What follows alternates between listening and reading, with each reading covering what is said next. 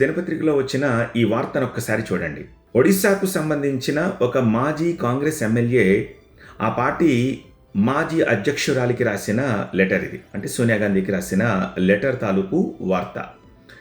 ఆ ఎమ్మెల్యే సోనియా గాంధీకి ఒక విన్నపం చేస్తున్నారు. ఏమిటంటే, ఖర్గే ముసలాడైపోయారు, రాహుల్ గాంధీ డిస్కనెక్టెడ్గా ఉంటున్నారు, కాబట్టి ఖర్గే స్థానంలో వేరే కొత్త నాయకుడిని ఎన్నుకోండి.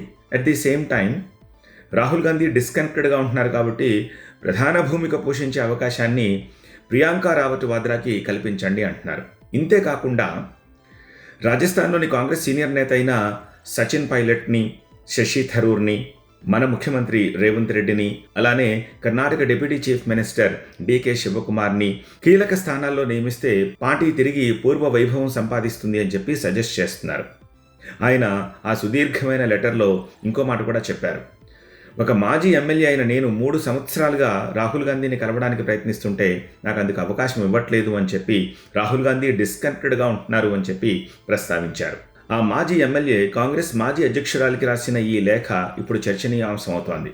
లైక్ చేసి కమెంట్ రాస్తూ షేర్ చేయండి.